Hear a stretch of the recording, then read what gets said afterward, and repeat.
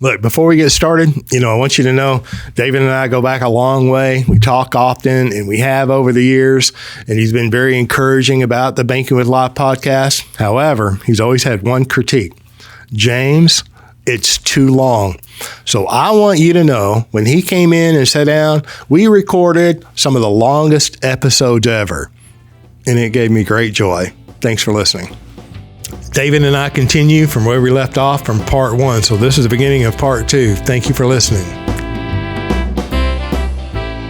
I was just going to kind of go back to the, Nelson getting beat up on the illustrations and the numbers, and you, being part of that. No, I mean, holding him to task, right? Well, it came from me because it came from my Army background. Okay, I was an Army aviation guy, helicopter pilot, and I believed in standardization. Mm-hmm. I mean, you got to have a standard. You train to a standard, okay, and you have to establish a standard. And so, was IBC standardized? In the insurance terminology for that, I think it's compliance. I don't know. Yeah. Well, anyway, I don't know if you want to get into that or not, but Nelson. I'm fine with that. Nelson would turn beet red when I would say, we need to take this book and we need to get it through compliance. Oh. So it's standardized. That way, all these big insurance companies out of New York and Massachusetts would love it. Yeah. Yeah, to me, standardization and compliance is two different things. One, they're both horrendous, but one's worse than the other. He never. No, the light finally came on for me. That's all he did was turn beet red. He didn't want to lay hands on you or anything. No, he was like, like Nelson talks about the tailwind headwind scenario in the book. Compliance wanted to know wanted those numbers quantified. Yeah. It's like, are you stupid? We're conceptually talking about a headwind and a tailwind. But whatever. So finally the light finally came on. I said, no, this is not about numbers. This is not about standardization. Okay, this is about the truth. Okay, monetary truth. Okay, that's not being manipulated by, powers to be. So, I'm proud of these mutual companies for hanging on as long as they have. Mm-hmm. So. Me too. I mean, I encourage them every opportunity that I have to embrace their heritage. Go down to the archives in the basement or wherever they keep them and look at their history and their heritage and embrace that. Mm-hmm. It's like. Yep. Good stuff. Yeah. So, okay. So you start working with Nelson, mm-hmm. and you come to believe that it's not really about standardization. Seeing standardization in my mind that every policy should look alike. Yeah. Standardization. You're right. It's like, okay, I want a yellow brick road. Yeah. Okay. I want you have a policy set. Okay, and it could be one for a newborn, one for a working middle-aged couple, whatever, and you follow the yellow brick road. Everything's and it's like no, okay, you can't do that. You have to. I mean, obviously there's different underwriting parameters based upon health concerns, what state you're in, what company it is, all kinds of different things like that. But you're solving for a problem, okay? So you can't just create a box and put everybody in the same box. Right. The guys in compliance probably don't even own life insurance anyway. I don't know. Well, I don't know. It's like that magazine article. There's an article and there was one little old paragraph about Nelson in there, and it had to go through compliance 2 times. The word banking had to come out, and financing. I have the original rough draft, and and that's okay for what it is, but compliance can take anything and make it worse. you know. Anyway, I don't want to beat him. I want to be positive. I'm full of grace. I appreciate compliance for, you know, they're protecting the general public from these financial predators. Yeah. So, all right. And now at this time, look, I came in around, if my memory serves me correctly, it's 2003, 4, or 5, somewhere right around there. And you know, my story's out there. I read Nelson's book, Becoming Your Own Banker, 2-day thing, and I sat on my nightstand. I finally got around to reading, and I was just like beyond angry. I couldn't believe it. I just couldn't believe it after being in the life insurance business for 14 years. Now, I didn't come up with training with the New York companies or any of that, but I'd been around a lot of people that in the life insurance industry. Not one person ever focused on the need for finance. Of course, if you have cash value, you have a contractual right. There's a loan provision in the contract. Everybody knows that, right? But nobody did what Nelson did. Nobody brought that out before Nelson that I'm aware of. Mm-hmm. The idea that your need for finance is greater than your need for death benefit. Anyway, when I read that book, his face took up the whole front cover of that book. Right. Did you bring the first edition? Did you forget it? No, I didn't bring it. So. Dang it! You're afraid I was going to wrestle you for it, huh? Yeah. Oh. No, he had his face on the I think up to the 4th edition. Yeah. His face on the cover. I called that number on the back of the book, and I'm just saying, I went to a seminar that he was, somebody had hosted him, and he was presenting. And I'm saying all that to say this: at that time, that man was working harder than most 40-year-olds that I knew. I mean, he was doing 30 to 50 seminars a year. It wasn't work for him, though. I know. He loved it. I'm still amazed to this day how, and normally he would do the 10-hour presentation over 2 days. He'd do a couple of hours the night before, and then the next day he would finish. But, if you didn't stop him and tell him there was a break, he wouldn't even go to the restroom. He just make sure he had coffee and water, and he would just go. He'd power through it, yeah. Yeah. You had to raise your hand. Excuse me, can we stop? Yeah, we had to come up with time cards. You're breaking in 10 minutes, and yeah. No, he was. He said the last 20 years of his life were the best. From a professional standpoint. Yeah. Where he felt more productive. Yeah. He absolutely loved it, man. Do you remember when his mother-in-law went into the nursing home? Mm-hmm. What year was that? Jeez. I don't want to put you on the spot on this. 2002 or 3, something like that. So he had just put his brand new, he was either fixing to put his mother-in-law in the nursing home, or she had just went in because they were financing that. Mm-hmm. So it was 2002 or 3. Perfect. That was just for me. We just submitted a packet for a ownership change on a policy that she owned, the grandmother. Really? Yeah. And Nelson did a absolute reassignment from her to Mary in 1996, and then now we're in it. I mean, she owned the policy. The grandmother owned the policy. It wasn't on her. It was on somebody else. And so Mary got an absolute assignment, and we tried. We're trying to get it reassigned to Kim, and so we went to the local agent who works for that same company. He never heard of absolute assignment before. Do you know what that is? That's absolute assignment. Well, this guy never heard of it before. And I guess that's a prime example of a lot of these people don't know their industry at all. Yeah. They don't know what it's all about. He goes, I know. What's that? Absolute assignment. I said, well, I know what it is, and I'm not even contracted with your company. Your company's name's on the paperwork. Yeah. So anyway, I think Mary's mom died, I think 2007, and she was in that nursing home for 4 years.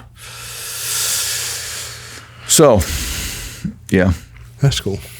And so did you go on the road with him? I know you were. I only went on the road with him maybe three times a year, maybe. You know. Is there any regrets? Yeah, I should have gone. I should have gone on the road more often with him, but somebody needed to keep things working in the back. Right. So. Do you have help? Yeah, packing up all the books and stuff. I mean. Yeah, I have like part-time help. Part-time. So do you still field calls? Because I know you fielded lots of calls over the years. It wasn't just since Nelson graduated. I mean, you fielded a lot of calls. I fielded a lot of calls. At first, I was like really nervous about them because I didn't know what to say. And we used to go to, when we traveled together, and we go to different events, and we set up a booth. Oh, yeah. And he was there just yakking up with people, and then they'd approach me, and it's like, but no, I field calls, but I don't field as many calls as I used to because we have authorized IBC practitioners, and I said, where do you live? And they say Texas. And I said, well, go to the website and find a practitioner, and those are the types of questions you should be asking them. Right. Don't ask me because I'm not a licensed life insurance agent. Right. I don't want to get you in trouble. You go on the practitioner finder now, and it's expanding. So whatever state you're in, if you go to NNI.org and you go to resources, practitioner finder, you click on your state, you can search by last name. Or you just search. You just go to you click on the state, and the whole listing will show up. Yeah, if you click on your state, the ones that come up first are residents of your state. Right. And then the second list down there that's a little bit separated are non-resident agents. So they may live in California, but they're licensed in Texas or your prospective state. Right.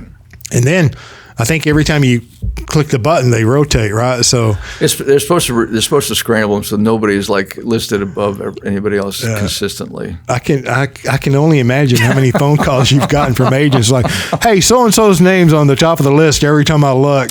Yeah. I don't know. Yeah. Well, you know how it is. Yeah. So. Yeah.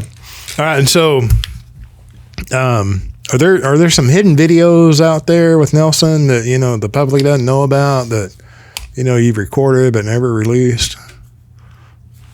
When we produced This Is Nelson Nash. Yep. It's 1 hour in length, and we have probably 6 or 8 hours of video. And a lot of it I decided that it wasn't going to be about IBC. It was going to be about Nelson Nash, the movie. Right. Yeah. And there were some folks that were pretty mad at me because they thought it should be about IBC, promoting IBC. I said, no, it's about Nelson Nash because we all knew that he was getting short. And so I made that decision to do that. So all that video that was on the floor, and Jason Rink did it for us. Yeah. And so he sent me the hard drive with all that stuff on there. So one of these days we'll do a part 2 and produce another video on Perfect. That. Plus there's stuff that he did at the think tanks that are not for public consumption, but he talks about. I mean, remember one year he did that. He read, out of Babylon onto Egypt. Out of Babylon onto Egypt. Yeah, he read the whole slavery chapter. to slavery. He read the whole chapter. Yeah. I got that on video. So yeah, that's an essay that he did. Yeah, and I remember, one time he was playing Andre Roux, Yeah. So there's stuff out there, and he did a series of lessons, audio lessons. It's not a direct read of BYOB, but it's pretty close to it. So that would be a resource if somebody wanted to hear that, because the Audible book that we have out there now is I think it's good, but it's not Nelson reading it. It's some guy from California, but so that's a resource that's out there. Yeah, I was just talking about that the other day, and because I didn't know it was out a month or two. The Becoming Your Own Banker on Audible. It was out a month or two before I found out. I'm the last guy to know, So, but as soon as I found out, I went and I downloaded it. I'm so excited, and And then I was so disappointed. I don't know what I was expecting. Subconsciously, I'm expecting to hear Nelson or something. Yeah. And it wasn't him. The narrator did a fabulous job. Yeah. But it wasn't Nelson. I was just like, oh, dang it. Yeah. And then, the chapters are out of sync kind of with the book, which is okay. Well, what we did was we used the Kindle edition to do the Audible edition. I got it. Why? Because it was like all digitized anyway, So I gotcha. All right. So, do you want to get personal? I mean, you mentioned that earlier. I'm just asking. You had an opportunity. You want to start with my relationship with Nelson and how that developed over the years. I don't know if you want to get back into that or not. Yeah, I do. Yeah. And everybody listening wants to know. They want to know the rest of the story? They do. I mean, how often do you sit down and I don't know, surely there's some recordings of you out in the big wide world, right? Probably. Okay. Yeah. Well, none like this. Go ahead, Mr. Stearns. Yeah, so, no, I mean, Nelson, he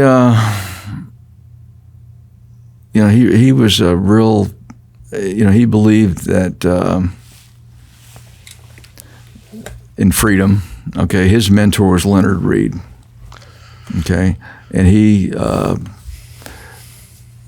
Nelson, worked as a private forester, and he was trying to develop clients in North Carolina, and turn their tobacco land into like pine forests for growing trees and harvesting them. And he tells a story that they wouldn't do it because they're getting government subsidies for their tobacco. He couldn't understand that. And so it's kind of like nowadays where things are kind of, in some cases, are backwards and trying to figure out what's really going on out there. Well, the more he peeled back the onion, the more he realized that what he was reading and seeing and hearing was being manipulated by different sectors within the government and the economy, and that's how he found FEE, the Foundation of Economic Education, and that's how he found Leonard Reed. And he used to bring Leonard Reed to Birmingham, I think on a yearly basis. He put together a group, they'd fund him, bring him down, they'd spend a day with him, and he just loved Leonard Reed. The guy was such a gentleman, eloquent guy, smart, and it's about freedom, individual freedom. And so Nelson tried to procreate that. He took some of that stuff. And when he put his seminar together, he took his seminar, the context of the seminar, obviously from the concept of IBC, but the way he put it together was based upon some of those heroes and how they did it, and how they talked, how they used parables, how they, the length of it, the 10-hour length was important, he thought. And he first put it together not to be done 10 hours consecutively, but he did it for like 5 2-hour segments over the course of 5 weeks. And that's how he wanted to do it. But live, it's hard to do that. Yeah. Right. So he had a lot of mentors. He studied hard. He was a real proponent of memorization. If you believed in something, you better be an expert. And when he was going through forestry school, all that scientific botany and horticulture and all that stuff like that, you have to memorize all the species and the classes and this and that and this and that. He was a big proponent of memorization, and knowing and being an expert in what you're talking about. I was thinking about that the other day too. When Nelson did his presentations, and I don't remember I don't know that he ever stopped doing it, but he would say, 25 years ago, so many months and so many days and so many hours. Every time he knew, and what he was doing was, telling you how long it had been since he had his quad bypass. Right. And he was the equivalent of living on a heart and lung machine today in the financial world. Do you remember that? Yeah. Talk about memorization. 17 years ago, 4 months and 5 days, my heart wasn't wasn't beaten. Yeah. And I was effectively dead. No, yeah. You know, he had heart disease in his family. His father died, I think he was like 62 from a heart attack. His older brother died, was like 52 of a massive heart attack. And Nelson, when it was 1986, 1986 when he had his quad bypass. And he thought he was a goner. Yeah. Because he was right in that wheelhouse, that same age group. And so I think he feels like that he was, you know, you talk about grace, okay? He was graced to be living, and I mean he lived a lot longer than he thought he was. Yeah. And so he was blessed, and he powered through a lot. You'd never know he wasn't feeling well. He just powered through. He never complained about anything, ever. He never complained about anything. And I think about that. I go, well, man, I'm a complainer, man. I'm not complaining. That's I'm just explaining. It's like, no, man, come on, Nelson. But no, he was. Okay, I'm gonna be nice about this, but he was odd in some things.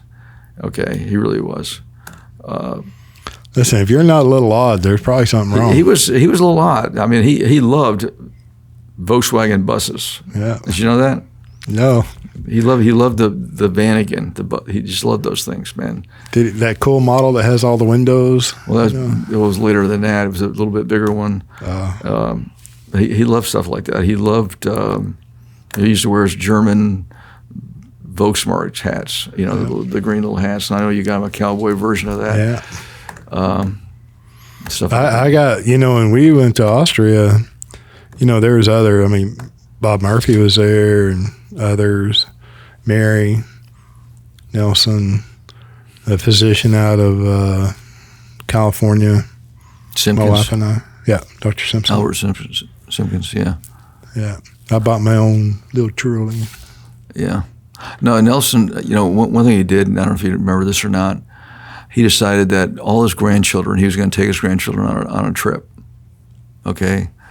And he ended up taking groups of them, they're same age groups, and he asked them, where do you guys want to go? And most of them went to Europe.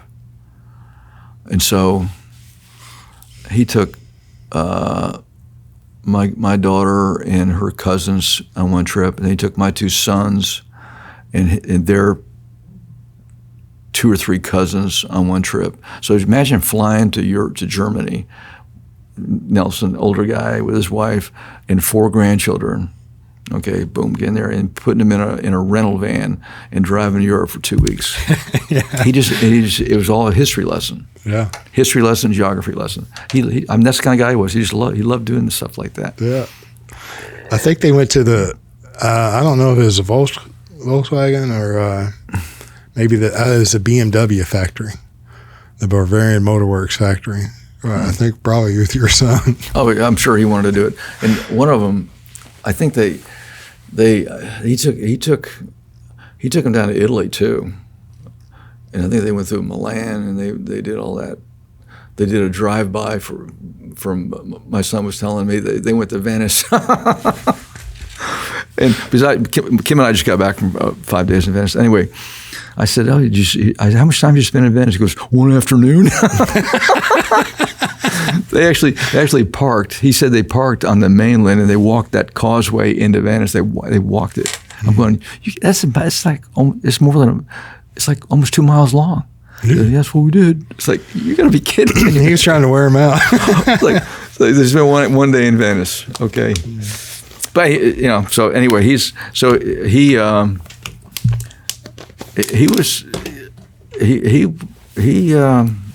special. I've never met anybody like that in his life. You know, he'd go into a room, engage somebody, and he'd have a proponent for life after that conversation. Yeah, that's the kind of guy he was. So I say often that, you know, if you ever attended a Nelson Nash seminar, you could be in the room with 20, 30, 50, 70 people, but you felt like he was talking to you. Mm-hmm. You know, and that was everywhere he went that I observed. Yeah. I mean, that was it. People loved him. He was very lovable. He was one of the name placards or name tags so he could know who he was talking to. Yeah. Yeah. And so tell me about the starting of the NNI. Well,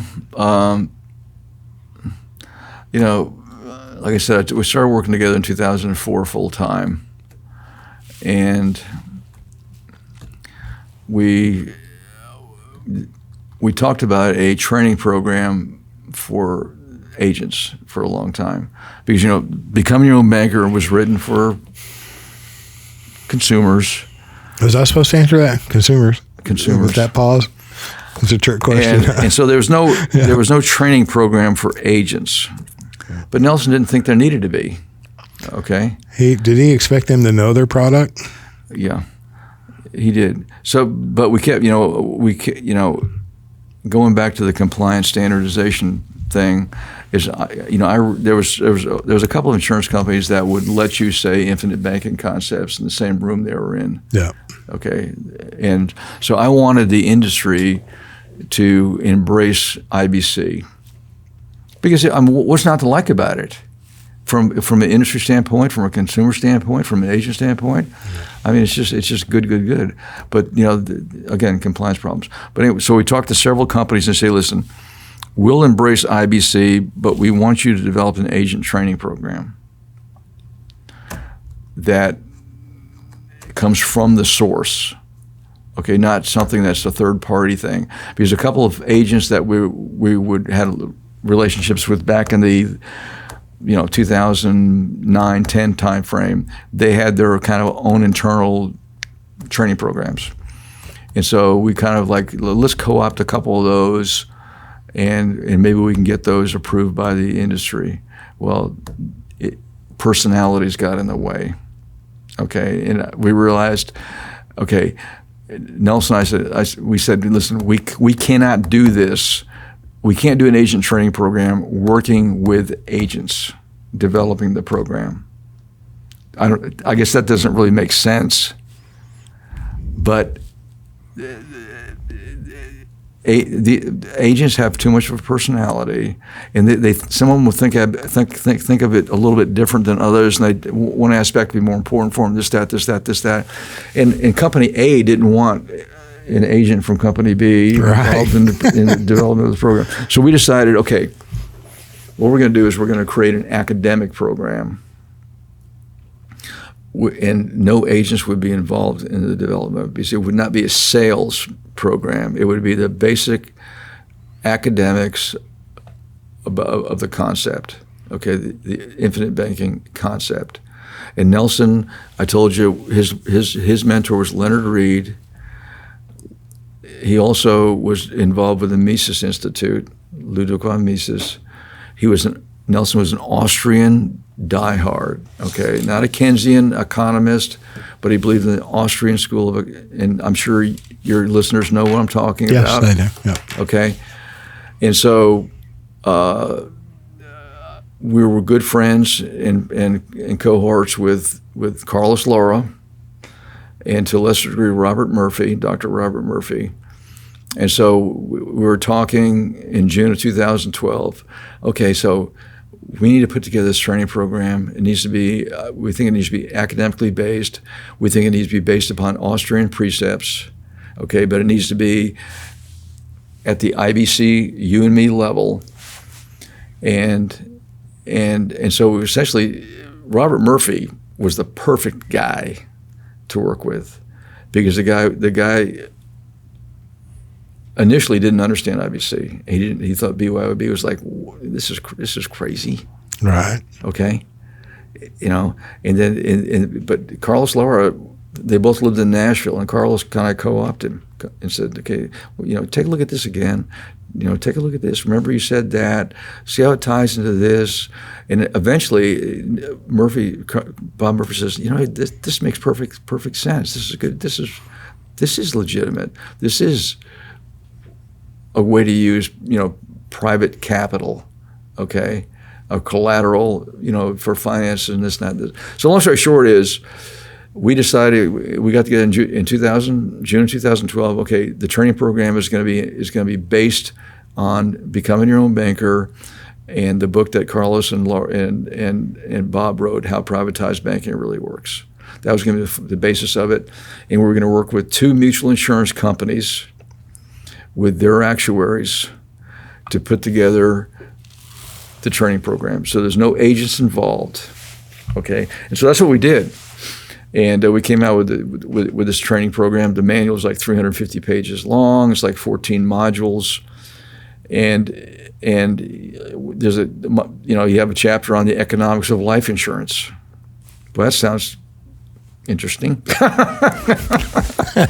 Okay, and I mean, we talk about the problem, we talk about the solution, we talked about the implementation. Okay, and then and I kept saying, this is really good stuff. And I was talking to Nelson and Carlos and Bob. But if I'm an insurance agent, it doesn't tell me really how to do it. It doesn't give me that. I talked earlier in this conversation about the Yellow Brick Road. Mm-hmm. Show me how to start the conversation. Show me how to overcome objections. Show me how to, It didn't do that. And so, and after a couple of years out there with the program, everybody said, you were right. Whew, I was right. And that's what started the mentor program. And so anyway, the IBC practitioner program was vetted by these insurance companies and say, yes, this is we feel really comfortable about this. Any agent who's promoting IBC, if they're a graduate school and they're contracted with the right companies, then we'll feel more comfortable with what they're doing, and we won't be so objectionable to the word bank or banking, as it relates to this whole life insurance. So that's how it started. And we released the program, the practitioner program, in February of 2013. Okay, and we have roughly 300 active IBC practitioners in the United States and Canada. That's all? I thought it was more than that. We have more than that have enrolled in the course. Okay. Okay, but some of them are still in the training phase, i.e. they're not getting it done. Some of them are still in the mentor phase, i.e.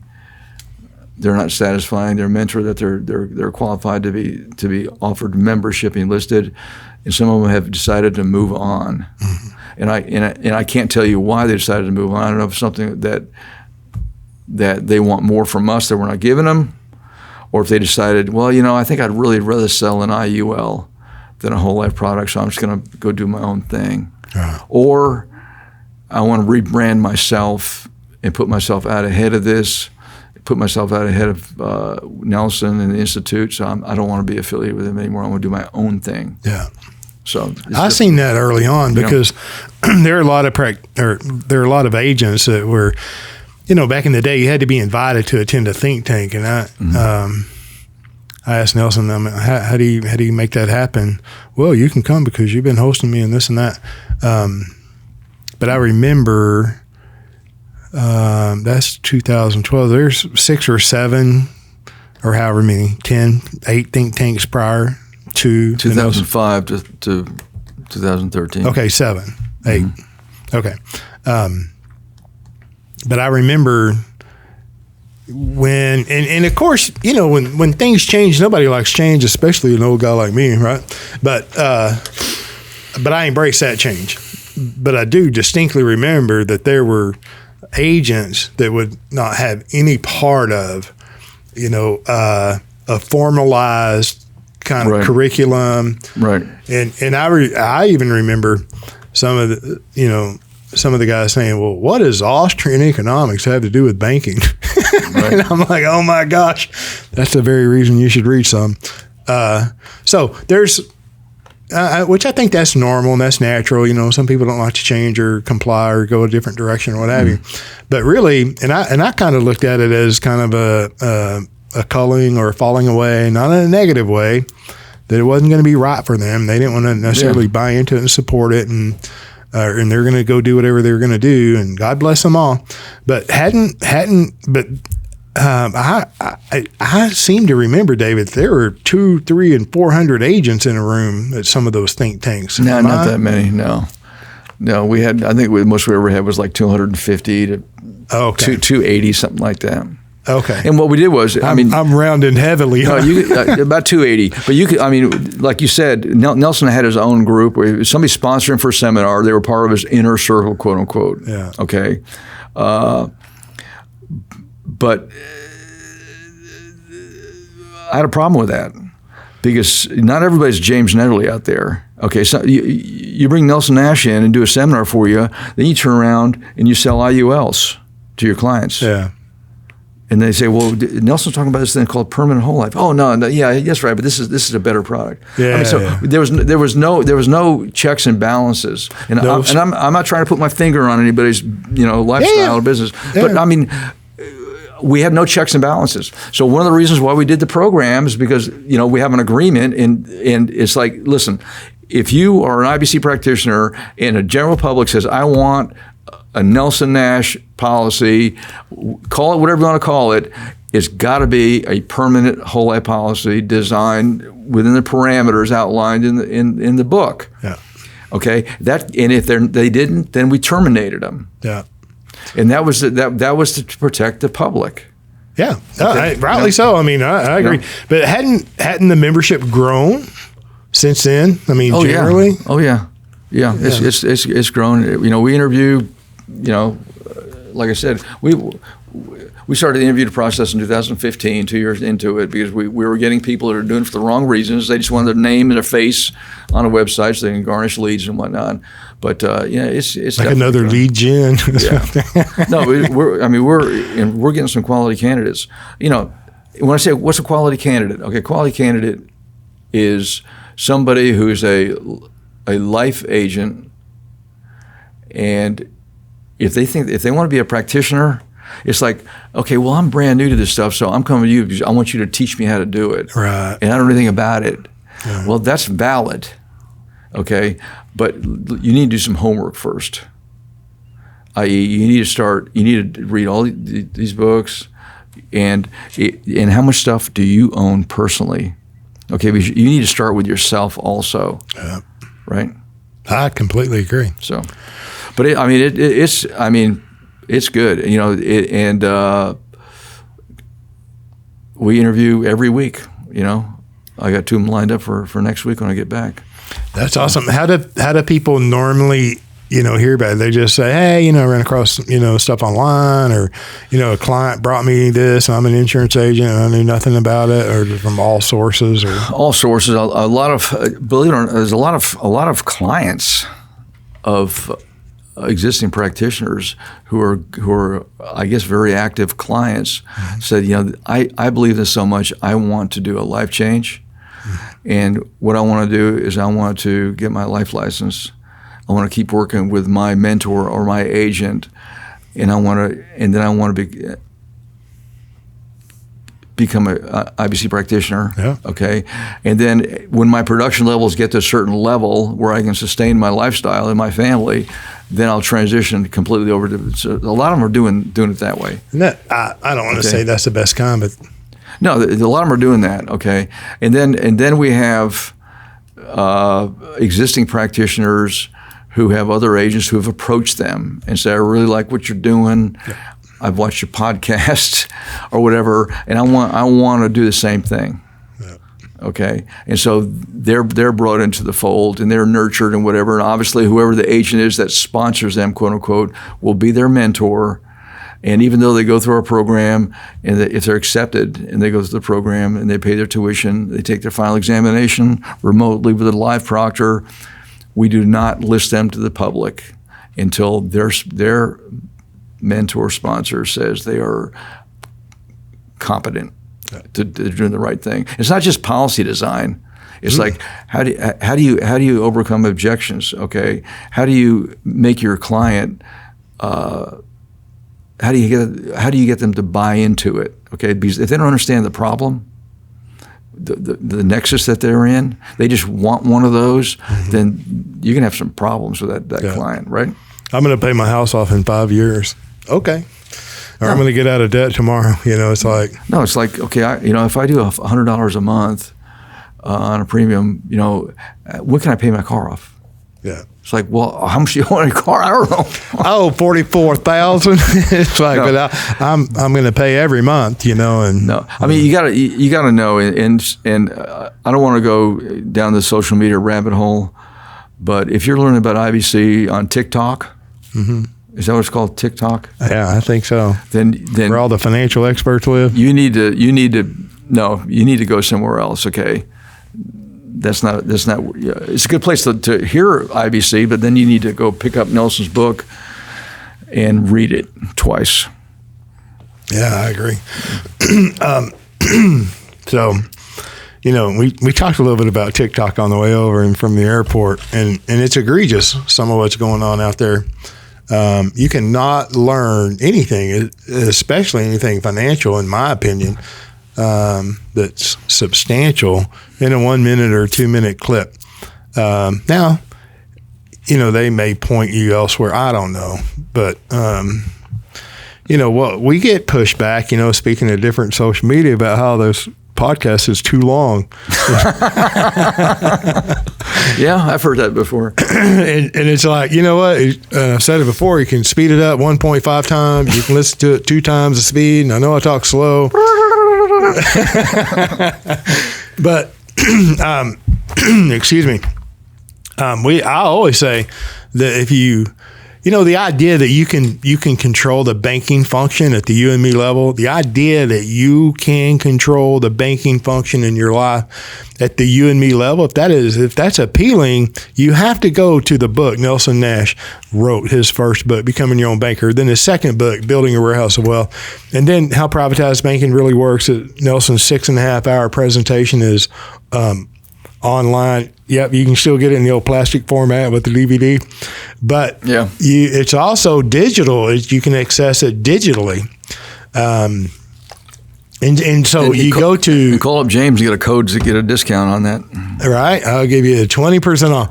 But it's like, but David fulfills. Like, if you go to our store and you buy the Nelson that series, it's an online seminar. Yeah. But you can get the disc too. I'm just saying that you fulfill them. If you go to my store, you're the one that's fulfilling them. It just clicks right through. Yeah. But there is a place to put that discount. Yeah, we sell our own stuff. I mean, there's a ton of books moving on Amazon too for Amazon retailers and whatnot. Well, some of those Amazon books a year or two ago, and I'm not saying they're all that way, but then they come back with like pages out of sync and missing pages. The Becoming Your Own Banker book. We had one FUPA by the print plant where they had I don't know, a certain number of pages that were out of sequence. They're all in there, but they're out of sequence. And a couple of really entrepreneur type practitioners actually bought as many as they could find for like nickels instead of dollars, and then they cut the bindings off them. They rearranged the pages correctly, and they bound them with a spiral. Oh, God bless them. Look, are you selling any Banking with Life DVDs, or is that too old school? I offer Banking with Life DVDs to anybody who wants them. If you buy my starter kit. You have a starter kit? I have a starter kit. Did you copy that after my starter kit? No, this is before you. You get Becoming Your Own Banker. Oh, I copied you. You get Building Your Wealth of Wealth. You get the audio CDs. Yeah. Okay. It's not the audio on book. No, it's the audio CDs, two CDs, which talked about it's a production. Plus you get the book. I rotate it back and forth depending on what my inventory level is currently. You get the book, The Case for IBC. Yeah. As a bonus, you get Banking with Life DVD. I got it. So most of my style are in the starter kit. I got it. Well, what does that go for? Can we throw a price out? $79.95. That's why I sell more than you. Mine's less expensive than yours. I'm kidding. Well, I don't sell life insurance. I just sell books. Oh, that's all I sell too. Look, do you have that book? Do you have that little book handy? The pension idea? Can you reach it? I don't have it with me right now. Oh, okay. You talking about the green one? Yeah. The one I didn't know was originally published in green.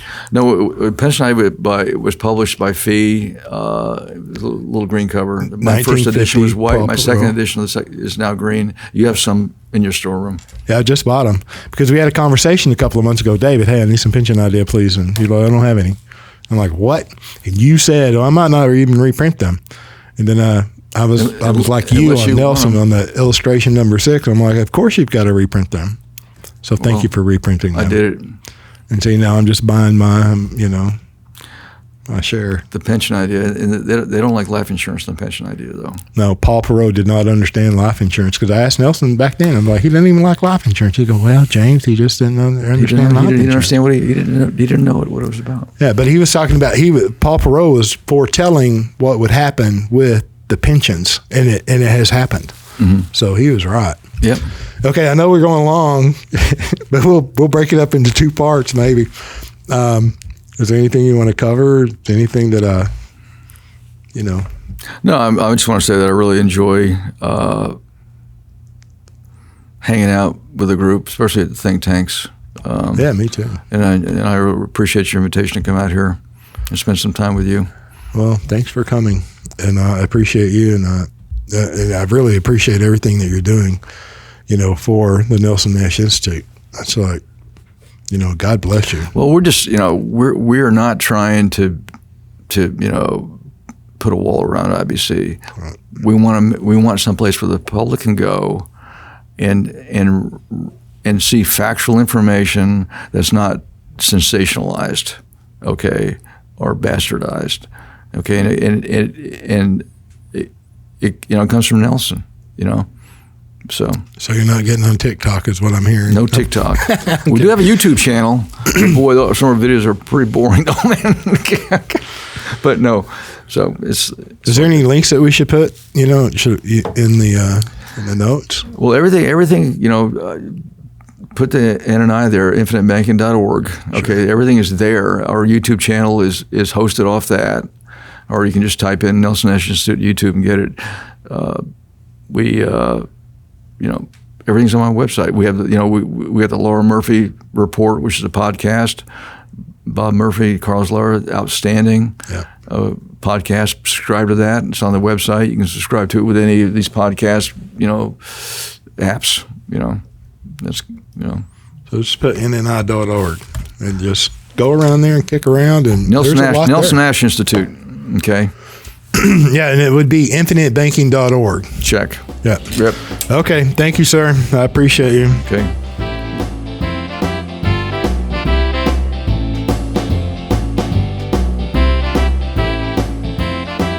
Thank you for joining us on the Banking with Life podcast.